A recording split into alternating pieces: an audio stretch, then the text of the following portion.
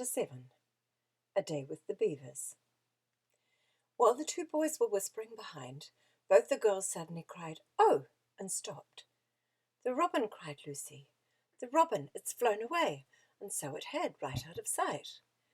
"And now what are we to do?" said Edmund, giving Peter a look which was as much as to say, "What did I tell you?" "Shh! Look!" said Susan. "What?" said Peter. "There's something moving among the trees over there to the left." They all stared as hard as they could, and no one felt very comfortable. "There it goes again," said Susan presently. "I saw it that time too," said Peter. "It's still there. It's just gone behind that big tree." "What is it?" asked Lucy, trying not very hard not to sound nervous. "Whatever it is," said Peter, "it's dodging us. It's something that doesn't want to be seen." "Let's go home," said Susan, and then, though nobody said it out loud, everyone suddenly realized the same fact that Edmund had whispered to Peter at the end of the last chapter. They were lost. "What's it like?" said Lucy. It's kind of an animal," said Susan, and then, Look, quick, there it is." They all saw it this time, a whiskered, furry face which had looked out at them from behind a tree. But this time it didn't immediately draw back. Instead, the animal put its paw against its mouth, just as humans put their finger on their lips when they are signaling to you to be quiet. Then it disappeared again. The children all stood holding their breath.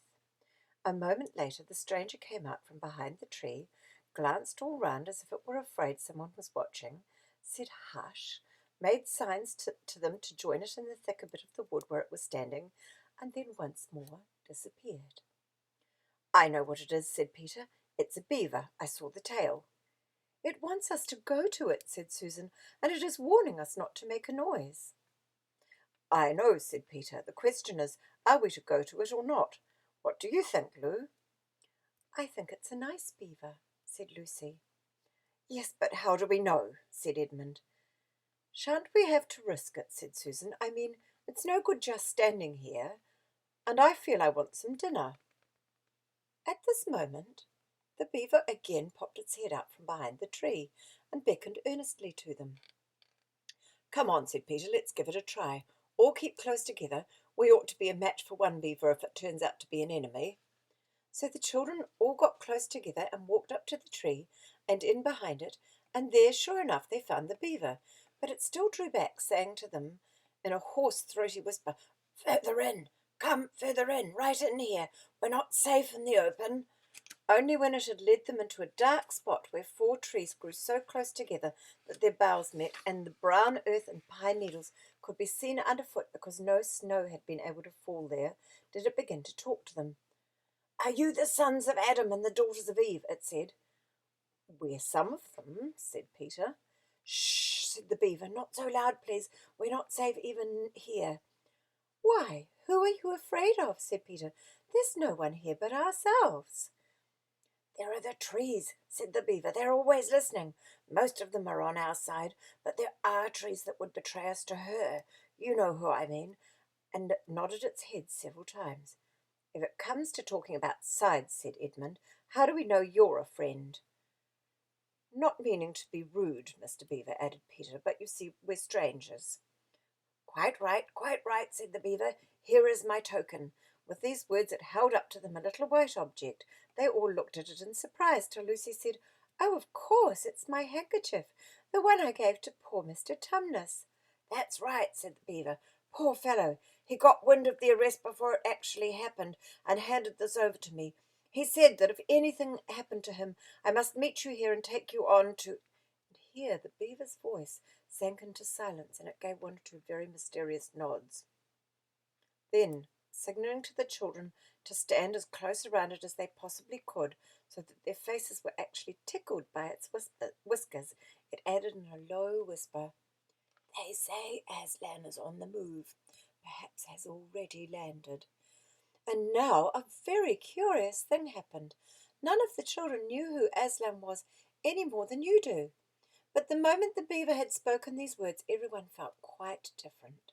Perhaps it has sometimes happened to you in a dream that someone says something which you don't understand, but in the dream it feels as if it had some enormous meaning, either a terrifying one, which turns the whole dream into a nightmare, or else a lovely meaning, too lovely to put into words, which makes the dream so beautiful that you remember it all your life and are always wishing you could get into that dream again. It was like that now. At the name of Aslan, each one of the children felt something jump in its inside. Edmund felt a sensation of mysterious horror. Peter felt suddenly brave and adventurous. Susan felt as if some delicious smell or some delightful strain of music had just floated by her, and Lucy got the feeling you have when you wake up in the morning and realize it's the beginning of the holidays or the beginning of summer.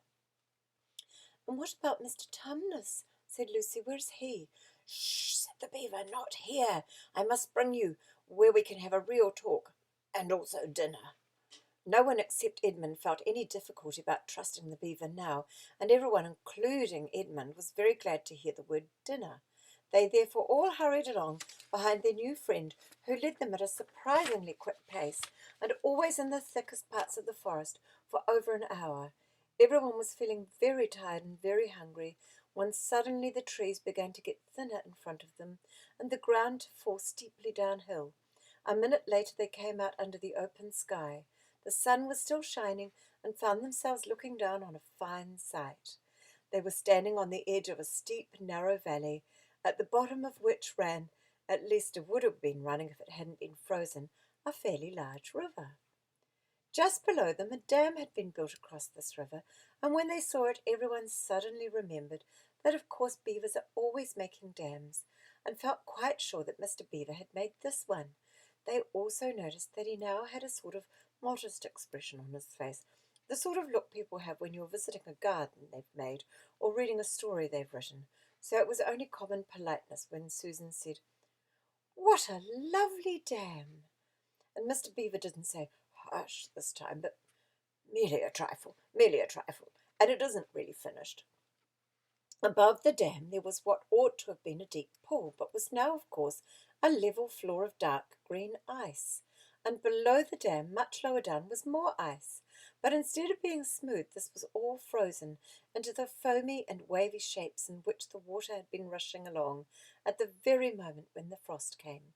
And where the water had been trickling over and spurting through the dam, there was now a glittering wall of icicles, as if the side of the dam had been covered all over with flowers and wreaths and festoons of the purest sugar. And out in the middle, and partly on the top of the dam, was a funny little house, shaped rather like an enormous beehive, and from a hole in the roof smoke was going up, so that when you saw it, especially if you were hungry, you at once thought of cooking, and became hungrier than you were before. That was what the others chiefly noticed, but Edmund noticed something else. A little lower down the river there was another small river which came down another small valley to join it, and looking up that valley Edmund could see two small hills, and he was almost sure they were the two hills which the White Witch had pointed out to him when he parted from her at the lamppost that other day. And then between them, he thought, must be her palace, only a mile off or less. And he thought about Turkish delight, and about being a king. And I wonder how Peter will like that, he asked himself, and horrible ideas came into his head. "Here we are," said Mr. Beaver, "and it looks as if Mrs. Beaver is expecting us. I'll lead the way, but be careful and don't slip." The top of the dam was wide enough to walk on, though not for humans a very nice place to walk, because it was covered with ice, and though the frozen pool was level with it on one side, there was a nasty drop to the lower river on the other. Along this route Mr. Beaver led them in single file, right out to the middle, where they could look a long way up the river and a long way down it. And when they had reached the middle, they were at the door of the house. "Here we are, Mrs. Beaver," said Mr. Beaver. "I've found them. Here are the sons and daughters of Adam and Eve," and they all went in. The first thing Lucy noticed as she went in was a burring sound, and the first thing she saw was a kind-looking old she-beaver sitting in the corner with a thread in her mouth, working busily at her sewing machine, and it was from it that the sound came. She stopped her work and got up as soon as the children came in. "So you've come at last," she said, holding out both her wrinkled old paws. "At last! To think that I should ever live to see this day. The potatoes are on boiling and the kettle singing, and I dare say, Mr. Beaver, you'll get us some fish." "That I will," said Mr. Beaver, and he went out of the house. Peter went with him and across the ice of the deep pool to where he had a little hole in the ice which he kept open every day with his hatchet. And here on this page is a picture of the children going with Mr. Beaver into the house and of Mrs. Beaver at her sewing machine.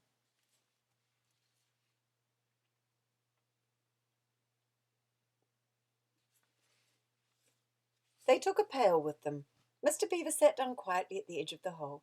He didn't seem to mind it being so chilly, looked hard into it, then suddenly shot in his paw, and before you could say Jack Robinson had whisked out a beautiful trout. Then he did it all over again until they had a fine catch of fish. Meanwhile, the girls were helping Mrs. Beaver to fill the kettle and lay the table and cut the bread and put the plates in the oven to heat and draw a huge jug of beer for Mr. Beaver from a barrel which stood in one corner of the house, and to put on the frying pan and get the dripping hot. Lucy thought that the Beavers had a very snug little home, though it was not at all like Mr. Tundus's cave. There were no books or pictures, and instead of beds there were bunks, like on board ship, built into the wall. And there were hams and strings of onions hanging from the roof, and against the walls were gumboots and oilskins and hatchets and pairs of shears and spades and trowels and things for carrying mortar in, and fishing rods and fishing nets and sacks. And on the cloth on the table, though very clean, was very rough. And just as the frying pan was nicely hissing, Peter and Mr. Beaver came in with the fish which Mr. Beaver had already opened with his knife and cleaned out in the open air. You can think how good the new caught fish smelled while they were frying, and how the hungry children longed for them to be done, and how very much hungrier still they had become before Mr. Beaver said, "Now, we're nearly ready." Susan drained the potatoes and then put them all back in the empty pot to dry on the side of the range while Lucy was helping Mrs. Beaver to dish up the trout, so that in a very few minutes everyone was drawing up their stools. It was all three-legged stools in the Beaver's house, except for Mrs. Beaver's own special rocking chair beside the fire, and preparing to enjoy themselves. There was a jug of creamy milk for the children, Mr. Beaver stuck to beer, and a great big lump of deep yellow butter in the middle of the table, from which everyone took as much as he wanted to go with his potatoes. And all the children thought, and I agree with them, that there's nothing to beat good fresh water fish if you eat it when it has been alive half an hour ago and has come out of the pan half a minute ago.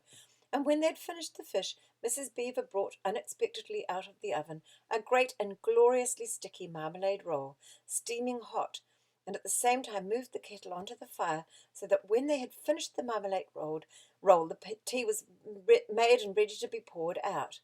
And here they are sitting around the table eating the trout, I guess.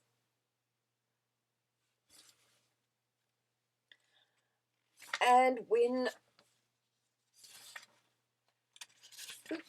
when each person had got his or her cup of tea, each person shoved back his or her stool so as to be able to lean against the wall, and gave a long sigh of contentment. "And now," said Mr. Beaver, pushing away his empty beer mug and pulling his cup of tea towards him, "if you'll just wait till I've got my pipe lit up and going nicely, why, now we can get to business. It's snowing again," he added, cocking his eye at the window. "That's all the better, because it means we shan't have any visitors. And if anyone should have been trying to follow you, why, he won't find any tracks."